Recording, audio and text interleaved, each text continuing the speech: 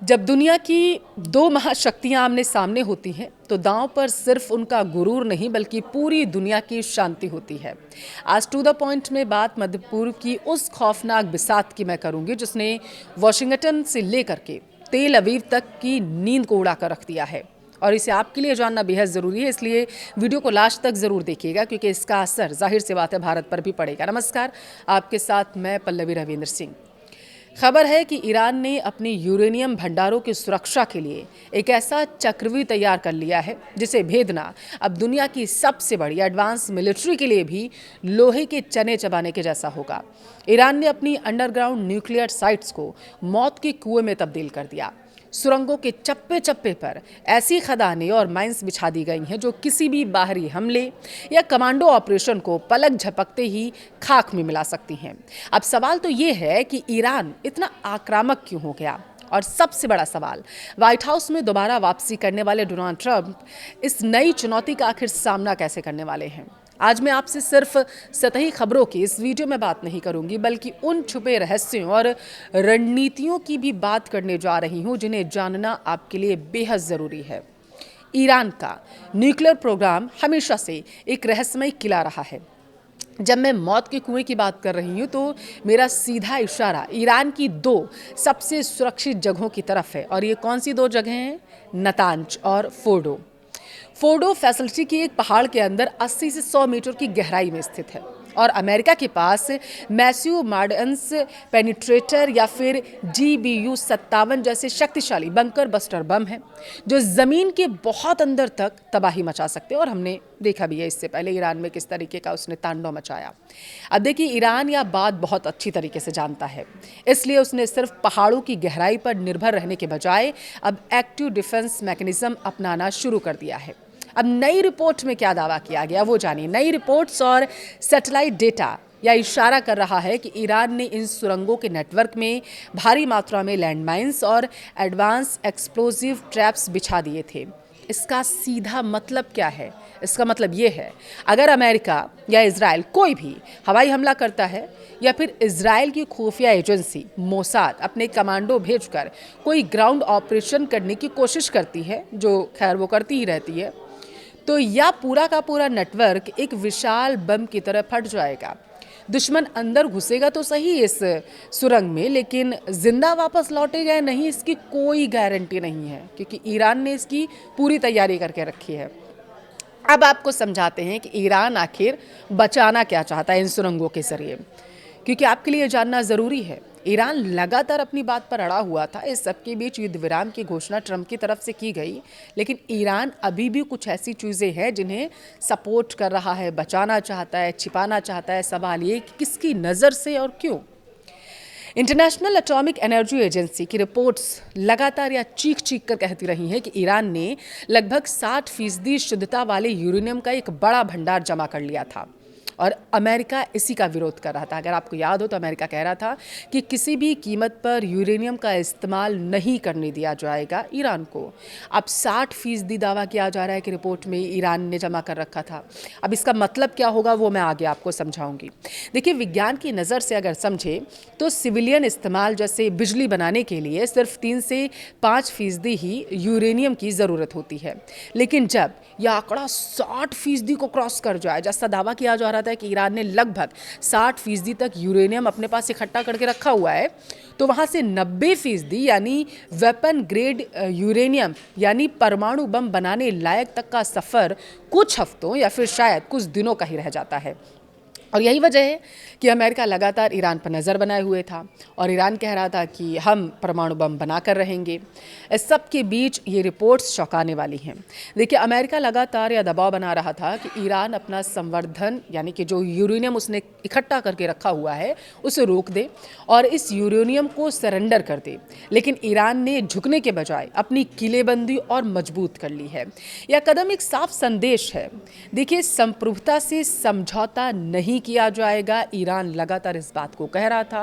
और जिस तरीके से युद्ध पहले सीज़ फायर की घोषणा ट्रंप की तरफ से की गई, फिर ये ट्रंप की तरफ से कहा गया कि अब युद्ध रुक गया है, अब युद्ध नहीं होगा, हॉर्मुज स्ट्रेट में सब कुछ ठीक है। और इस सब के बीच सुरंगों में इस तरीके से माइंस बिछा देना, पूरा इंतज़ाम कर लेना कि अगर किसी ने ईरान की तरफ आँख उठा के देखा तो उसे निस्तानाबूद कर दिया जाएगा। ये दिखाता है कि ईरान अपनी संप्रभुता से कोई भी समझौता फिलहाल करने के लिए तैयार नहीं है। ईरान का यह चक्रव्यूह सिर्फ हथियारों का नहीं है, बल्कि यह एक साइकोलॉजिकल वॉरफेयर भी है। आप समझिए। अब आपको बताते हैं कि कहानी के सबसे अहम किरदार यानी कि अमेरिका आखिर इतना बिलबिलाया क्यों है, आगे वो करने क्या वाला है। सीज़ फायर के बाद युद्ध विराम और उसके बाद लगातार ईरान के लिए बयान देना कि हमने सारी बातें मान ली हैं और आगे भी आगे 60 दिनों का क्योंकि समय है, सारे देशों के बीच में बैठेंगे, बातचीत होगी 60 दिनों तक और उसके बाद ही मोहर लगेगी सारी बातों पर। तो ईरान की मुख्य भूमिका क्या है? देखिए, जो बाइडेन के कार्यकाल को अगर आप याद करें, ईरान के साथ पर्दे के पीछे कई समझौते हुए थे, लेकिन अब समीकरण बदले हुए हैं।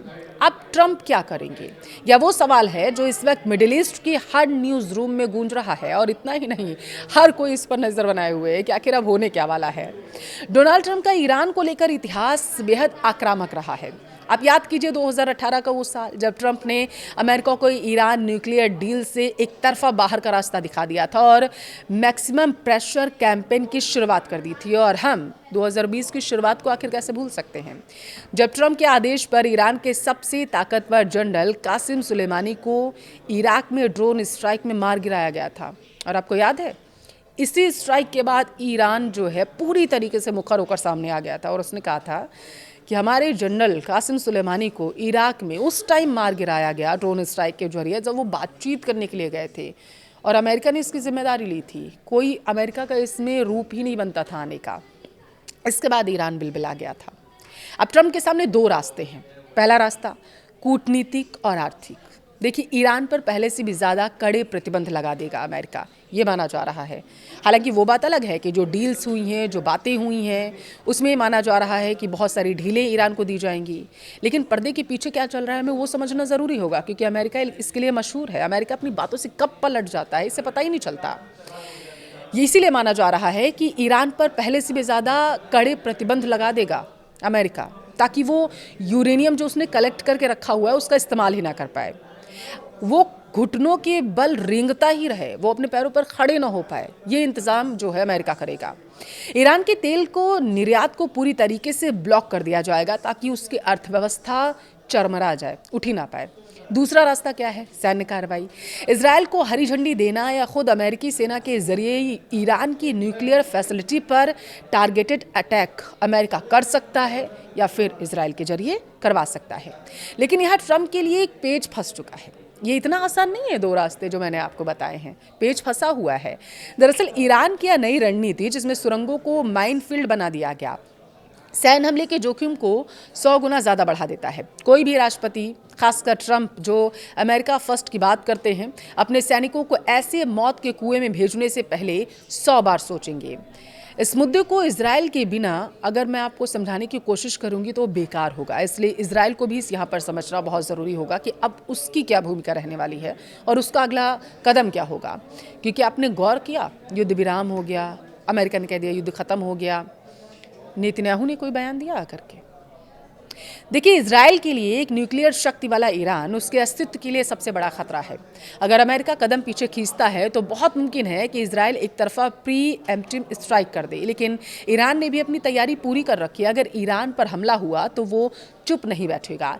ईरान दुनिया के तेल व्यापार के सबसे अहम रास्ते हॉर्मुज जल डमरूमध्य को ब्लॉक कर देगा। इससे पूरी दुनिया में पेट्रोल डीजल के दाम आसमान छूने लगेंगे।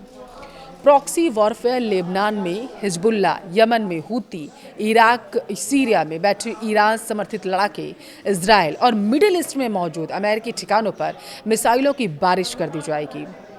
यानी एक छोटी सी चिंगारी भी तीसरे विश्व युद्ध जैसे हालात पैदा कर देगी। अब आगे क्या रहने वाला है? ईरान ने अपनी चाल क्या चल दी है? देखिए, उसने दुनिया को बता दिया है, कुल मिलाकर देखा जाए, कि वो अपनी परमाणु महत्वाकांक्षाएं जो उसकी थी उससे फिलहाल पीछे हटने वाला नहीं है। एक कदम भी पीछे नहीं हटाएगा। उसने रक्षा को ही अपना सबसे बड़ा हथियार बना लिया है। अब गेंद अमेरिका और डोनाल्ड ट्रंप के पाले में है।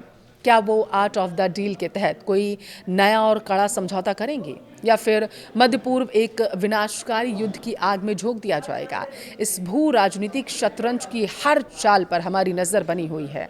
आपको क्या लगता है, क्या अमेरिका ईरान के इन खदानों से घबरा कर पीछे हट जाएगा या ट्रंप कोई हैरान करने वाला कदम उठाएंगे? अपनी राय कमेंट बॉक्स में ज़रूर